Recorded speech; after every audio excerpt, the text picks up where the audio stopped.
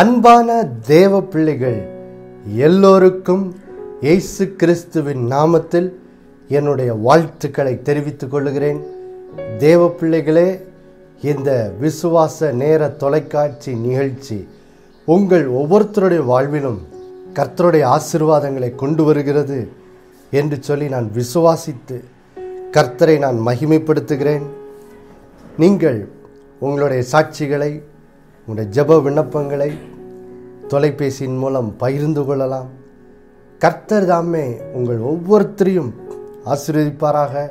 இந்த ஊழியங்களுக்காக ஜெபித்து கொள்ளுங்கள். தேவ பிள்ளைகளே, நாம் இந்த வாரத்திலிருந்து ஒரு புதிய தலைப்பின் கீழ் தேவனுடைய வார்த்தையை தியானிக்க போகிறோம். கடந்த வாரங்களில் நாம் கர்த்தர் நமக்கு இந்த வருடத்தில் தந்த புது வருட வாக்கு தத்தமாகிய யோவான் 11ஆம் அதிகாரம் 40வது வசனத்திலிருந்து நீ விசுவாசித்தால் தேவனுடைய மகிமையை காண்பாய் என்று சொல்லுகிற அந்த வாக்குத்தத்த வார்த்தையிலிருந்து நாம் தேவனுடைய வார்த்தையின் சத்தியங்களை நாம் தியானித்தோம். இந்த நாளிலே இன்னொரு முக்கியமான காரியம், என்ன காரியம் என்றால், அதை வெளிப்படுத்தல் 12ஆம் அதிகாரம் 11வது வசனத்திலே உங்களுக்கு வாசிக்கிறேன் பாருங்கள். இந்த வசனத்திலிருந்து தான் நாம் அடுத்ததாக தியானிக்க போகிறோம். வெளிப்படுத்தல் 12ஆம் அதிகாரம் 11ஆம் வசனம். மரணம் நேரிடுகிறதா இருந்தாலும் அதற்கு தப்பும்படி தங்கள் ஜீவனையும் பாராமல் ஆட்டு குட்டியின் இரத்தத்தினாலும் தங்கள் சாட்சியின் வசனத்தினாலும் அவனை ஜெயித்தார்கள். தேவ பிள்ளைகளே, இந்த வசனத்தின் அந்த பிற்பகுதி, அதிலிருந்து தான் நாம் கர்த்தருடைய வார்த்தையை தியானிக்க போகிறோம். என்னது? ஆட்டுக்குட்டியின் இரத்தத்தினாலும் நம்முடைய சாட்சியின் வசனத்தினாலும் நாம் பிசாசின் மேல் ஜெயம் கொள்ளுகிறோம் என்ற தலைப்பின் கீழ் தான் தேவனோட வார்த்தை என்ன செய்ய போகிறோம், தியானிக்க போகிறோம். முதலாவதாக இந்த சத்தியத்தை அறிமுகப்படுத்தும்படி சில காரியங்களை உங்களுக்கு சொல்லுகிறேன் பாருங்கள். தேவ பிள்ளைகளே, இந்த வசனம் வெளிப்படுத்தல் 12ஆம் அதிகாரம் அந்த 11ஆம் வசனத்திலே வந்திருக்கிற அந்த வசனம் ரொம்ப ரொம்ப ஒரு முக்கியமான வசனம் பாருங்க. ஏனென்றால் இந்த வசனம் எழுதப்பட்ட பின்னணி என்னவென்றால், கடைசி கால அந்த தீர்க்க தரிசனங்கள் நிறைவேறும் அதன் நடுவிலே இது என்ன செய்யப்பட்டிருக்கு, எழுதப்பட்டிருக்குது. ஏனென்றால் தேவ பிள்ளைகளே, நாம் வாழும் நாட்கள் பாருங்கள், மத்தேயு 24 சொல்லப்பட்ட நம்முடைய ஆண்டவர் இயேசு கிறிஸ்துவால் சொல்லப்பட்ட அந்த கடைசி கால தீர்க்க தரிசனங்கள் ரொம்ப விரைவாக நிறைவேறி வரும் நாட்களிலே நாம் வாழ்ந்து கொண்டிருக்கிறோம். பாருங்கள், அதை நான் உங்களுக்கு நினைப்பூட்டுகிறேன். மத்தேயு 24ஆம் அதிகாரம் 4வது வசனத்திலிருந்து வாசிக்கிறேன். இயேசு அவர்களுக்கு பிரதியுத்தரமாக, ஒருவனும் உங்களை வஞ்சியாதபடிக்கு எச்சரிக்கையாயிருங்கள். ஏனெனில் அநேகர் வந்து என் நாமத்தை தரித்து கொண்டு நானே கிறிஸ்து என்று சொல்லி அநேகரை வஞ்சிப்பார்கள். யுத்தங்களையும் யுத்தங்களின் செய்திகளையும் கேள்விப்படுவீர்கள். கலங்காதபடி எச்சரிக்கையாருங்கள். இவைகளெல்லாம் சம்பவிக்க வேண்டியதே, ஆனாலும் முடிவு உடனே வராது. ஜனத்துக்கு விரோதமாக ஜனமும் ராஜ்யத்துக்கு விரோதமாய் ராஜ்யமும் எழும்பும். பஞ்சங்களும் கொள்ளை நோய்களும் பூமி அதிர்ச்சிகளும் பல இடங்களில் உண்டாகும். பாருங்கள் தேவ பிள்ளைகளை, இங்கே இயேசு கடைசி நாட்களில், அவரோட வருகைக்கு முந்தைய நாட்களில் என்ன நடக்கும் என்று தெளிவாக சொல்லியிருக்கிற அந்த வார்த்தைகள் நாம் எல்லோரும் அறிந்தவைகளே. பாருங்கள், யுத்தங்களையும் யுத்தங்களின் செய்திகளையும் கொள்ளை நோய்களையும் பஞ்சங்களையும் பூமி அதிர்ச்சிகளையும், ஜனத்துக்கு விரோதமாக ஜனம், ராஜ்யத்துக்கு விரோதமாக ராஜ்யம், இப்படி பலவிதமான தீமைகள் இந்த கடைசி காலத்தில் நிகழும் என்று இயேசு 2000 வருடங்களுக்கு முன்னாடி தீர்க்கதரிசனம் உரைத்திருந்தார். நாம் வாழும் இந்த நாட்களில் நம்முடைய கண் காண அவைகள் வேகமாக தீவிரமாக நிறைவேறி வருகிறதை நாம் அறிந்திருக்கிறோம்.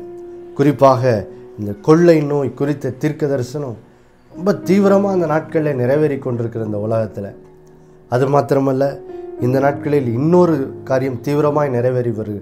அது என்னவென்றால் யுத்தங்களும் யுத்தங்களின் செய்திகள் பல உலகத்தில் பல இடங்களில், குறிப்பாக இஸ்ரேல் ஈரான் தேசத்துக்கிடையே மற்றும் ரஷ்யா யுக்ரைன் தேசத்துக்கிடையே, இப்படி பல தேசங்களிலே, அந்த மாதிரி சவுதி அரேபியா, ஏமன், துபாய் தேசங்களுக்கிடையே, இப்படி பல இடங்களில் யுத்தங்களையும் யுத்தங்களின் செய்திகளையும் நம்ம ரொம்ப தீவிரமாக இந்த நாட்களில் கேட்டு வருகிறோம் பாருங்கள். அப்போது அது மாத்திரமல்ல, உலகம் எங்கும் ஜனங்கள் இந்த நாட்களிலே அதிகமாக வஞ்சிக்கப்பட்டு கொண்டிருக்கிறார்கள். பிசாசின் வஞ்சகங்களுக்கு, பொய்களை நம்பி அநேகர் மோசம் போகிறதை நம்முடைய கண்முன்பாக நம்ம இந்த நாட்களில் என்ன செய்ய முடியுது? கண்காண பார்க்க முடிகிறது. பாருங்கள் தேவ பிள்ளைகளே, அப்போது இந்த கடைசி கால இந்த தீர்க்க தரிசனங்களெல்லாம் தீவிரமாக நிறைவேறி வருது. இந்த தீமைகளெல்லாம் உலகத்தில் ரொம்ப வேகமாக உலகத்தில் நடந்து கொண்டிருக்கிறது. அப்போது இப்படிப்பட்ட வேதனை நிறைந்த காலத்தில் நாம் வாழ்ந்து கொண்டிருக்கிறோம். அப்போது இப்படிப்பட்ட வேதனைகள் இந்த உலகத்தில் நிறைவேறி வரும்போது எப்படி இந்த தீமைகளும் வேதனைகளும் பொல்லாப்புகளும் உலகத்தை நிரப்பி கொண்டிருக்கும் போது எப்படி இந்த சூழ்நிலை நடுவே நாம் இந்த பிரச்சனைகளை எல்லாம் ஜெயம் கொண்டு இந்த உலகத்தில் இந்த கடைசி காலத்தில் கர்த்தருடைய சித்தத்தை எப்படி வெற்றிகரமாக நிறைவேற்றி முடிப்பது என்பதை நாம் அறிந்து கொள்வது ரொம்ப ரொம்ப முக்கியம் பாருங்கள். ஏனென்றால் ஒரு பக்கம் தீமைகள் நிகழும் என்று சொல்லப்பட்ட தீர்க்க தரிசனம் இருந்தாலும், இந்த கடைசி கால தீர்க்க தரிசனத்தில் மிக மிக முக்கியமான தீர்க்க தரிசனம் மத்தேயு 24:14 தான் பாருங்கள். அதில் இயேசு சொல்கிறாரு, ராஜ்யத்தினுடைய இந்த சுவிசேஷம் பூலோகம் எங்கும் சகல ஜாதிகளுக்கு சாட்சியாக பிரசங்கிக்கப்படும், அப்போது முடிவு வரும். பாருங்கள் தேவ பிள்ளைகளே, பல தீமைகள் நடக்கும், பல வேதனைகள் இருக்கும் அப்படிங்கிற தீர்க்க தரிசனம்லாம் ஒரு பக்கம் பாருங்கள். ஆனால் கடைசி கால தீர்க்க தரிசனங்களில் ரொம்ப ரொம்ப முக்கியமானது என்னது? இந்த மத்தேயு 24:14 தான். அது என்ன சொல்லுது? இந்த ராஜ்யத்தின் சுவிசேஷம் பூமியின் கடைசி பரியந்தமும் சாட்சியாக பிரசங்கிக்கப்படும். அதாவது உலகம் முழுவதும் கர்த்தருடைய சுவிசேஷம் அறிவிக்கப்பட்டு ஒரு பெரிய எழுப்புதல் உண்டாகி பரிசுத்தாவியானவர் உலகமெங்கும் ஊற்றப்பட்டு கர்த்தருடைய வசனம் தீவிரமாய் அறிவிக்கப்பட்டு இப்படி உலகம் முழுவதும் அநேக கோடான கோடி ஜனங்களுடைய வாழ்க்கை இயேசு கிறிஸ்துவினால் மாற்றப்படும் என்று சொல்லுகிற இந்த தீர்க்க தரிசனம், அநேக ரட்சிக்கப்பட்டு வாழ்க்கைகள் மாற்றப்படும் என்று சொல்லப்படுகிற இந்த தீர்க்க தரிசனம் தான் ரொம்ப ரொம்ப முக்கியமான தீர்க்க தரிசனம் பாருங்க. அப்போது யோசிச்சு பாருங்க, கடைசி காலத்தில் இந்த ராஜ்யத்தின் சுவிசேஷம் எங்கும் பிரசங்கிக்கப்படும் என்று தீர்க்க தரிசனம் உரைக்கப்பட்டிருக்கிறது. ஆனால் இந்த உலகத்தில் நடந்து வரும் இந்த தீமைகள் பாருங்க, இவைகளை தடுப்பதற்கு ஒரு பெரிய காரியமாகவும் சில நேரம் என்ன செய்து மாறிவிடுகிறது. இந்த கொள்ளை நோய் காலத்திலலாம் சுவிசேஷத்தை நாம் எங்கும் வெளியே சென்று அறிவிக்க முடியாதபடி, ஆலயத்துக்கு போய் ஆராதிக்க முடியாதபடி எவ்வளோ தடைகள் உண்டான உங்களுக்கு தெரியும். அப்போது இப்படி கர்த்தருடைய அந்த ராஜ்யத்தின் சுவிசேஷம் அறிவிக்கப்படும் என்று சொல்லப்பட்ட அந்த தீர்க்கதரிசன வார்த்தை நிறைவேறுவதற்கு தடையாக பல தீமைகள் இந்த உலகத்தில் நிறைவேறி வருகிறபடியால் இதன் நடுவில் எப்படி ஆண்டவரை விசுவாசித்து நாம் எப்படி இந்த தீமைகளெல்லாம் ஜெயித்து கர்த்தருடைய சித்தத்தை வெற்றிகரமாக செய்வது என்பதை நாம் கண்டிப்பாக வேதத்திலிருந்து அறிந்து கொள்ள வேண்டும் பாருங்கள். அப்போ தான் தடைகள் வந்தாலும் நாம் தடைகளை தாண்டி அவைகளை ஜெயித்து கர்த்தருடைய சித்தத்தை வெற்றிகரமாக என்ன செய்ய முடியும்? நிறைவேற்றி முடிக்க முடியும். அப்போது தேவ பிள்ளைகளே, அதனால தான் இந்த வெளிப்படுத்தல் 12:11 வசனத்தில் சொல்லப்பட்டிருக்கிற அந்த வார்த்தை ரொம்ப ரொம்ப முக்கியமாக இருக்குது பாருங்கள். ஏன்னா அது இந்த பின்னணியில் தான் சொல்லப்பட்டிருக்கு. பிசாசி அவனுடைய கிரியைகளை எப்படி ஜெயிக்கிறது, எப்படி தேவனுடைய சித்தத்தை வெற்றிகரமாக நிறைவேற்றுவது, அதுக்கு வழி என்ன என்பதை தான் அந்த வசனம் சொல்லுது. என்ன சொல்லுது? ஆட்டுக்குட்டியானவர் இரத்தத்தினாலும் தங்கள் சாட்சியின் வசனத்தினாலும் அவர்கள் பிசாசை ஜெயித்தார்கள் என்று வருகிறது. அப்போது எப்படி உலகமெங்கும் பிரச்சனைகள் தீவிரமாய் பெருகிக் கொண்டிருக்கு இந்த காலத்தில் எப்படி தேவனுடைய சித்தத்தை வெற்றிகரமாக செய்ய முடியும்? நமக்கு இயேசு சிலுவையிலே நம்முடைய பாவங்களுக்காய் பாடுபட்டு, நொறுக்கப்பட்டு, அடிக்கப்பட்டு, மரித்து உயிர்த்தெழுந்த, அவர் ரத்தம் சிந்தின அந்த சிலுவை பாடு மரண உயிர்த்தெழுதலை குறித்த ஒரு வெளிப்பாடு, ஒரு வெளிச்சம், அவர் சிந்திய ரத்தம், அவர் உண்டாக்கி வைத்த மீட்பு, இதை குறித்த ஒரு வெளிப்பாடு நமக்கு உண்டாக வேண்டுமா பாருங்க. உண்டாகி அதை நம்முடைய வாயினாலே என்ன செய்ய வேண்டும்? அறிக்கை செய்ய வேண்டுமா? இயேசு சிலுவையில் எனக்கு என்ன செய்து முடித்திருக்கிறார் என்று வசனம் சொல்லுகிறதோ அதை வாயினாலே அறிக்கை செய்யும்போது, நம்முடைய கர்த்தர் நமக்கு உண்டாக்கி வைத்திருக்கிற ரட்சிப்பை அறிக்கை செய்யும்போது நாம் பிசாசையும் அவனுடைய கிரியைகளையும் ஜெயிக்க முடியும் என்று சொல்லி அந்த வசனம் என்ன செய்கிறது? நமக்கு கற்றுத்தருகிறது பாருங்க. அப்போது அதனால தான் இந்த சத்தியத்தை நம்ம வரும் வாரங்களில் என்ன செய்ய போகிறோம்? தியானிக்க போகிறோம். அதற்கு முன்பாக தேவ பிள்ளைகளே, இன்னொரு ஒரு கேள்விக்கு முக்கியமாக நம்ம பதில் சொல்ல வேண்டியதாக இருக்குது. எப்படி இயேசு சிலுவையில் அவர் மரித்து உயிர்த்தெழுந்து ரத்தம் சிந்திய அவர் நமக்கு உண்டாக்கி வைத்த ரட்சிப்பின் மூலம் நாம் எப்படி பிசாசை ஜெயங்கொள்ளலாம் என்ற சத்தியத்தை அறிந்து கொள்வதற்கு முன்பாக ஒரு முக்கியமான கேள்வி அநேகருக்கு இருக்குது. உலகமெங்கும் இப்படி கொள்ளை நோய் இருக்கே, இதனால் எவ்வளோ பேர் மரித்து போகிறார்கள், எவ்வளவோ பிரச்சனைகள், எவ்வளோ பாடுகள் இந்த உலகத்தில் மனிதர்கள் சந்திக்க வேண்டியதாக இருக்குது. அப்போது ஒரு கேள்வி வருது, ஏன் இப்படிப்பட்ட பாடுகள் இந்த உலகத்தில் நடக்குது? ஏன் இப்படிப்பட்ட தீமைகள் உலகத்தில் ஏன் பெருகுது? சிலருக்கு இப்படிப்பட்ட ஒரு கேள்வி வரும், ஏன் கர்த்தர் இப்படிப்பட்ட தீமைகளை இந்த உலகத்தில் அனுமதிக்கிறாரு? கர்த்தர் நல்லவர் தானே நம்ம சொல்கிறோம், அவர் அன்பு கூர்ந்து தானே நமக்காக சிலுவையிலே மரித்தார் என்று வேதம் சொல்லுது. அப்போ இப்படிப்பட்ட அன்பின் கர்த்தர் ஏன் இப்படிப்பட்ட தீமைகள் உலகத்தில் நடக்க அனுமதிக்கணும் என்ற ஒரு சந்தேகம் எல்லாம் பாருங்க தேவனுடைய பிள்ளைகளோட உள்ளத்தில்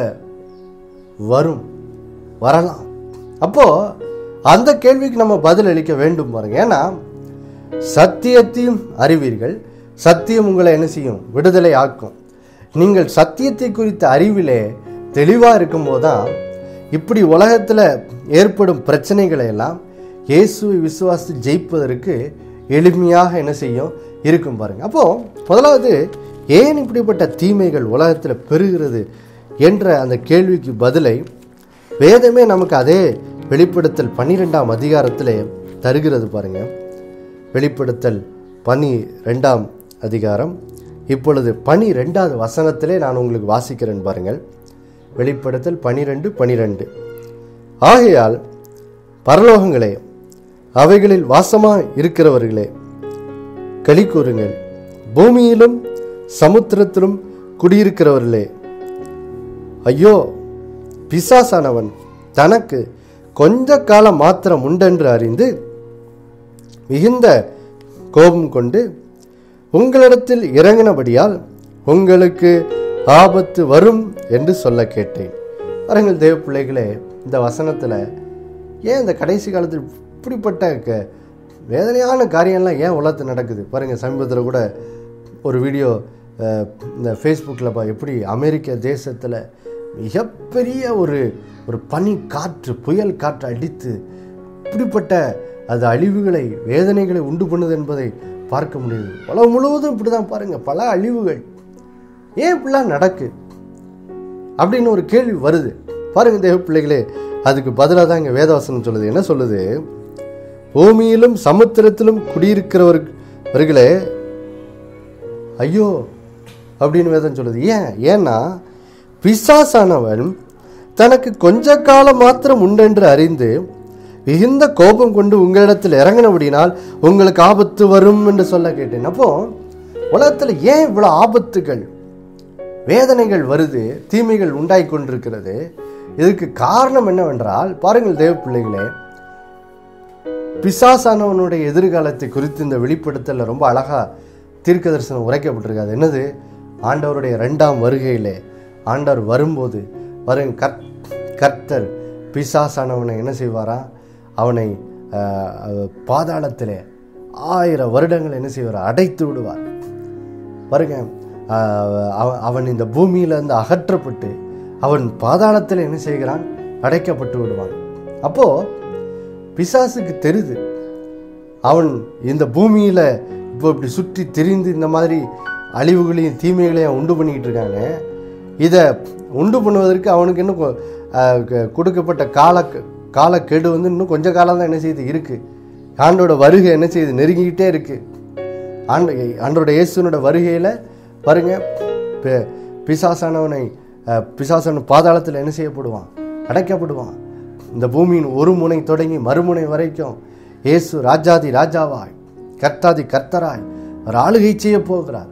அப்போ அவனுக்கு கொஞ்ச காலம்தான் இருக்கிறது அறிந்தபடியால் இப்போ அவன் என்ன செய்யறானா? கோபம் கொண்டு எப்படியாவது தன்னுடைய காலம் முடிவதற்குள்ளாக எவ்வளவு அழிவுகளை இந்த பூமியிலே உண்டாக்க வேண்டுமோ அவன் அத்தனை அழிவுகளை என்ன செய்கிறான்? உண்டு பண்ணுகிறான் என்று சொல்லி இந்த வசனம் நமக்கு என்ன செய்கிறது? சொல்லுகிறது. பாருங்க, ஏன் இப்படிப்பட்ட அழிவுகளை உண்டு பண்றான் பாருங்க. பிசாசனோட சுபாவமே என்னது? அதை இயேசு யோவான் 8ஆம் அதிகாரம் 44வது வசனத்தில் சொல்லுகிறார். பாருங்க, பிசாசனுடைய சுபாவம் என்னவென்று சொல்லி யோவான் 8:44 வாசிக்கிறேன் பாருங்கள். ஏங்கள் உங்கள் பிதாவாகிய பிசாசானால் உண்டானவர்கள், உங்கள் பிதாவினுடைய இச்சைகளின்படி செய்ய மனதாயிருக்கிறீர்கள். அவன் ஆதி முதற்கொண்டு மனுஷ கொலை பாதகனாயிருக்கிறான். பாருங்கள் தேவ பிள்ளைகளே, பிசாசு எப்படிப்பட்டவன் அவனோட குணாதிசயம் என்ன என்பதை இயேசு இங்க தெளிவாக சொல்றார். பாருங்க, அவன் ஆதி முதற்கொண்டுனா என்னது? ஆதியாமத்திலே ஆதாம் ஏவாள் சிருஷ்டிக்கப்பட்ட அந்த நாள் முதற்கொண்டு ஆதியிலிருந்தே இந்த பிசாசு எப்படிப்பட்டவனா இருக்கான்? மனுஷ கொலை பாதகனா இருக்கான். பாருங்க, அதனால்தான் அவன் ஏதேன் தோட்டத்திலே ஏவாளை வஞ்சித்து பாருங்க, ஆதாம் ஏவாளுடைய வாழ்க்கை என்ன செய்தான்? அழித்து போட்டான். அவர்களுக்கு பிறந்த காயினை ஒரு கொலைகாரனாக என்ன செய்தான்? மாற்றி விட்டான். அப்போ தேவ பிள்ளைகளே, பிசாசு ஏன் இப்படிப்பட்ட தீமைகளை ஆபத்துக்களை இந்த உலகத்திலே அவன் ஏன் உண்டு பண்ணி கொண்டிருக்கிறான்? ஏன்னா அவனுடைய சுபாவமே மனுஷ கொலைபாதகன். அவனுக்கு தெரிஞ்சதெல்லாம் என்னதான் பாருங்க. யோவான் 10:10 இயேசு இந்த காரியத்தை இன்னும் விளக்குகிறார். யோவான் 10ஆம் அதிகாரம் 10வது வசனத்திலே பாருங்கள் தேவ பிள்ளைகளே, பிசாசை குறித்த சுபாவத்தை இன்னும் இயேசு விளக்குறார். பாருங்க, யோவான் 10:10 சொல்லுகிறார், திருடன் திருடவும் கொல்லவும் அழிக்கவும் வருகிறானே அன்றி வேறொன்றுக்கும் வரான். பாருங்கள் தேவ பிள்ளைகளே, எவ்வளோ அழகாக இயேசு சொல்றாரு பாருங்க. அங்கே இயேசு யோவான் 8 அவன் மனுஷ கொலைபாதன் என்று விவரித்தார். இங்கே சொல்றாரு, அவன் எப்படி மனுஷ கொலைபாதனா எப்படி செயல்படுறானா? முதல்ல திருடுறான், அடுத்தது அவன் என்ன செய்கிறான்? திருடவும் கொல்லவும் அழிக்கவும். முதல்ல திருடுறான், அடுத்தது கொல்றான், அடுத்தது நம்ம வாழ்க்கையை முற்றிலும் அழித்து விடுகிறான். இதுதான் அவன் சுபாவமா என்ன செய்கிறது இருக்கிறது என்று இயேசு தெளிவா சொல்றார். பாருங்க, இதை தவிர அவனுக்கு வேற ஒண்ணுமே என்ன செய்ய தெரியாதான். பாருங்க பாருங்க மறுபடியும் வாசிக்கிறேன். திருடன் திருடவும் கொல்லவும் அழிக்கவும் வருகிறானே அன்றி வேறொன்றுக்கும் என்னது வரான். அப்போ பிசாசு ஒரு இடத்துக்குள்ள வந்தாலே அந்த இடத்துல ஒரு நன்மையும் என்ன செய்யாது, நடக்காது. பாருங்க, சில பேர்லாம் நினைக்காங்க உலகத்தில் சில நேரத்தில் பொல்லாதவர்களுடைய வாழ்க்கை கூட சிலர்லாம் நிறைய பொல்லாப்பு செய்கிறாங்கன்னா அவங்களோட வாழ்க்கை கூட வெளியரங்கமாக பார்க்கும்போது நல்லா இருந்த மாதிரி தான் இருக்குது. அதை பார்த்துட்டு பாரியா பிசாசு தான் அவனெல்லாம் ஆசீர்வதிக்க அப்படின்னு இல்லை. தேவ பிள்ளைகளே, இந்த உலகத்தில் எல்லா மனிதர்களுடைய வாழ்விலும் ஒரு நன்மை காணப்பட்டால் அது பிசாசு இடத்துலேருந்து வர்றதில்லை, பாருங்க, கர்த்தர் தீயோர் மேலே கூட அவர் இரக்கமாக தான் இருக்கார். எல்லாரும் மனம் திரும்பும்படி அவர் காத்து கொண்டே இருக்கிறாராம். பாருங்கள், வேதமாக தான் சொல்லுகிறது. அவர் எல்லார் மேலும் இரக்கமாக இருக்கிறார், அன்பாக இருக்கிறார். அதனால தான் யோவான் 3:16 அழகாக சொல்லுது, அவர் உலகத்தில் இவ்வளவா என்ன செய்தார்? அன்பு கூர்ந்தார். அப்போ அவர் எல்லார் மேலே அன்பு வைத்திருக்கிறதுனால தான், அவருடைய அன்பின் நிமித்தமாக தான் சில நேரம் பொல்லாப்பு செய்கிற மனிதர்களோட வாழ்வில் கூட சில நேரம் சில நல்ல காரியங்கள் பார்த்த மாதிரி தெரியுது. ஏன்? அது கர்த்தர் அது மூலமாக அவன்கிட்ட பேசுகிறாரு. இனிமையாக இந்த நீ பொல்லாதவனாக இருந்தும் கூட நான் பாரு, உன் மேலே எவ்வளோ இரக்கமாக இருக்கிறேன், இதைப்பா இந்த அன்பை பார்த்தாச்சு மனம் திரும்புன்னு சொல்லுவதற்காக தான் பாருங்கள், ஆண்டவர் பொல்லாதவரின் மேலே கூட இரக்கமாக என்ன செய்கிறார்? இருக்கிறார் பாருங்கள். அப்போது தேவ பிள்ளைகளே, இந்த உலகத்தில் நல்லா தெரிஞ்சுக்கணும் பாருங்கள், பிசாசு இந்த உலகத்தில் அவன் சுற்றி திரிகிறான். அவனுக்கு தெரிஞ்சதெல்லாம் 3 காரியம்தான். ஒன்று திருட தெரியும், கொல்ல தெரியும், அழிக்க தெரியும். இதை தவிர வேற ஒன்றுக்கும் வரான். ஆனால் இந்த உலகத்தில் காணப்படுற நன்மைக்கு யார் காரணம்? அதான் இயேசுவைங்க சொல்ல, நானோ அவைகளுக்கு ஜீவன் உண்டாயிருக்கும், அது பரிபூர்ணப்படவும் என்ன செய்தே வந்தேன். அப்போது இயேசு கிறிஸ்து ஒரு இடத்துக்குள்ளே வந்தாலே அந்த இடத்துல அவர் எதுக்காக வர்றாரு? ஒன்றுக்கு தான் வர்றாரு, ஜீவனை கொடுப்பதற்காக. ஜீவனை கொடுக்கிறவராக இருக்கிறார். அப்போது நல்லா தெரிஞ்சுக்கணும் தேவ பிள்ளைகளே, இந்த உலகத்தில் இவ்வளோ அழிவுகள் காணப்படுது. இதற்கு பின்னாடி யார் இருக்கிறா? இதற்கு காரணம் ஆண்டவர் அல்ல, இந்த ஆண்டவரை இயேசு கிறிஸ்து அல்ல. இதற்கு பின்னாடி யார் காரணம்? மனுஷ கொலைபாதகனாகிய பிசாசு தான் காரணமாக இருக்கிறான் பாருங்க. அவன்தான் இந்த அழிவுக்கு காரணம். அப்போது அவன்தான் இந்த அழிவுக்கு காரணமாக இருக்கும்போது நம்ம என்ன செய்யக்கூடாது? இப்படிப்பட்ட வார்த்தைகளை ஒரு நாள் வாயை திறந்து நம்ம பொதுவாக சொல்கிற மாதிரி சொல்லிவிடக்கூடாது பாருங்கள். அது என்னது? ஏன் கர்த்தர் இப்படி நம்மளை வியாதியை கொடுத்து பாடுபடுத்துகிறாரோ? ஏன் இந்த வியாதியை என் வாழ்க்கையில் அனுமதிச்சாரோ? ஏன் இந்த உலகத்தில் இந்த கொள்ளை நோயை அனுமதிச்சாரோ? இப்படியெல்லாம் நம்ம என்ன செய்யக்கூடாது? வாயை திறந்து சொல்லவே கூடாது பாருங்கள். ஏனென்றால் இந்த உலகத்தில் கொள்ளை நோய்களும் அழிவுகளும் எப்படி உண்டாகிறது அதை தான் நீங்கள் தெளிவாக பார்க்குறோம் பாருங்கள். கொள்ளை நோய்ங்கிறது அது அது அது இந்த மூன்று குணாதிசயத்துக்குள்ளே தான் வருது. கொள்ளை நோய் என்ன பண்ணுது? கொள்ளை நோய் இந்த உலகத்தில் ஜனங்களுடைய சுகத்தை திருடி அவர்களை கொன்று அவருடைய வாழ்க்கையை அழித்து விடுகிறது. அப்போது கொள்ளை நோய் இந்த உலகத்தில் கொள்ளை நோய் மற்றும் பல தீமைகள் வருவதற்கு காரணம் யாரு? அதுக்கு கர்த்தர் காரணம் அல்ல, அதற்கு காரணம் பொல்லாதவனாகிய பிசாசு பாருங்க. அப்போ இதுதான் தேவ பிள்ளைகளே, இந்த கடைசி காலத்தில் இவ்வளோ தீமைகள் இந்த உலகத்தில் பெருகுவதற்கு இதுதான் காரணம் பாருங்க. ஏன்னா பிசாசு தனக்கு காலம் முடிய போது அவன் இந்த பூமியிலிருந்து அகற்றப்பட்டு பாதாளத்தில் அடைக்கப்பட போகிறான் என்பதை அறிந்து அவன் எப்படியாவது அநேக மக்களை அழித்து நரகத்துக்கு அனுப்பிவிட வேண்டும், அவங்க ரட்சிக்கப்படுறதை தடுக்கணும்னு சொல்லி தான் உலகத்தில் இந்த நாட்களில் தீமைகளை என்ன செய்கிறான்? பெருகச் செய்கிறான் பாருங்க. இதை நாம் புரிந்து கொள்ள வேண்டும் தேவ பிள்ளைகளே. இன்னொரு வசனம் நான் வாசிக்கிறேன் பாருங்க. 1 பேதுரு 5ஆம் அதிகாரம் 8வது வசனத்தை நான் வாசிக்கிறேன் பாருங்கள். 1 பேதுரு 5ஆம் அதிகாரம் 8வது வசனம். தெளிந்த புத்தியுள்ளவர்களாய் இருங்கள், விழித்திருங்கள். ஏனெனில் உங்கள் எதிராளியாகிய பிசாசானவன் கர்ச்சிக்கிற சிங்கம் போல எவனை விழுங்கலாமோ என்று வகை தேடி என்ன செய்கிறான்? சுற்றி திரிகிறான். பாருங்கள் தேவ பிள்ளைகளே, எங்கள் வேதம் பிசாசை எப்படி அழைக்குது பாருங்க. நம்முடைய எதிராளியாகிய பிசாசானவன். அப்போ யோசித்து பாருங்களேன், எதிரி பிறருக்கு நன்மை செய்யணும்னு நினைக்க மாட்டான். எதிரி தன்னோட எதிராளிக்கு தீமை செய்யணும்னு தான் நினைப்பான். அப்போது பிசாசானவன் மனித குலத்துக்கு எதிரியாக என்ன செய்கிறான்? இருக்கிறான். அதனால தான் வேதம் சொல்லுகிறது, அவன் மனிதனை எதிராளியாய் பார்க்கிறபடினால்தான். ஏன் எதிராளியாக பார்க்குறான்? நாம் தேவனால் சிருஷ்டிக்கப்பட்டவர்களாக இருக்கிறோம், நாம் தேவனால் உண்டாக்கப்பட்டவர்களாக இருக்கிறோம். அதனால தான் அவனுக்கு தேவனை பிடிக்காது.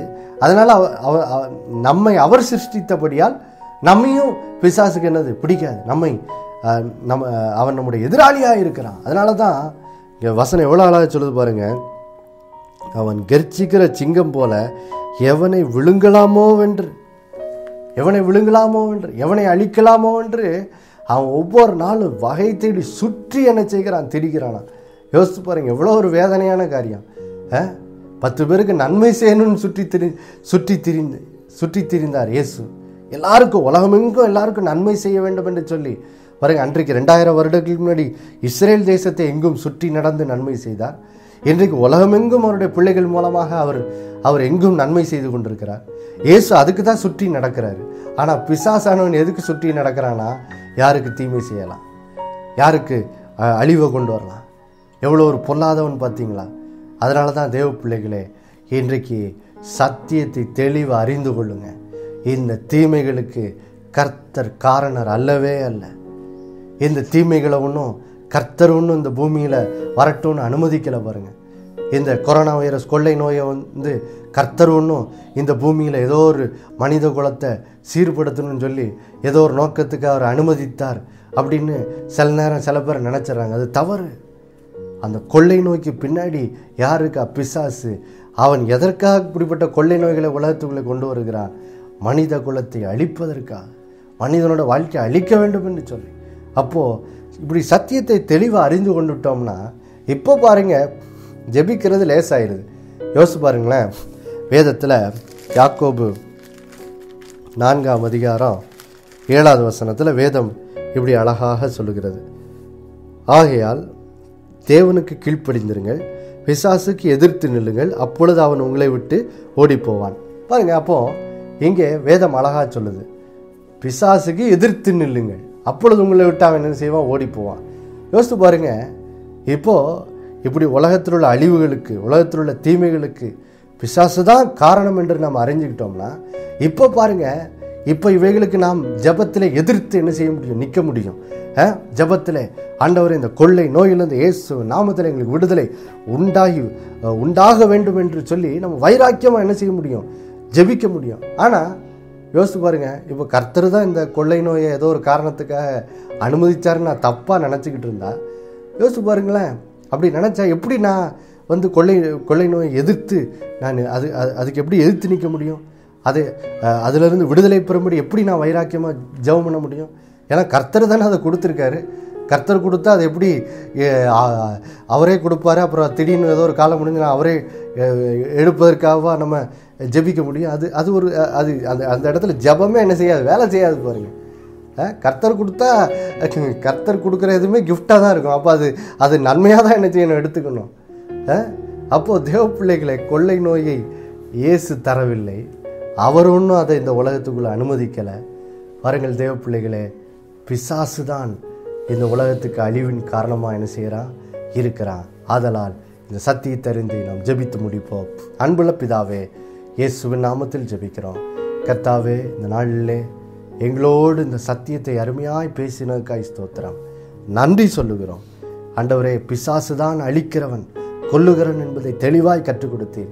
இயேசு ஜீவனை கொடுக்கிறவர் என்பதை தெளிவாய் கற்றுக் கொடுத்தீர். ஆதலால் இந்த நாளில் உடைய பிள்ளைகளின் சத்தியத்தை அறிந்து, ஆண்டவர், உலகின் அழிவுகளுக்கு பிசாசுதான் காரணம், இதை கர்த்தர் அனுமதிக்கவில்லை என்பதை தெளிவாய் அறிந்து உடைய பிள்ளைகள் உள்ளத்திலே ஒரு பெரிய விடுதலையை பெற்றுக்கொள்ள நாங்கள் ஜெபிக்கிறோம். அப்படி செய்ததுக்காய் நன்றி. இயேசுவின் நாமத்தில் ஜெபிக்கிற நல்ல பிதாவே, ஆமேன், ஆமேன்.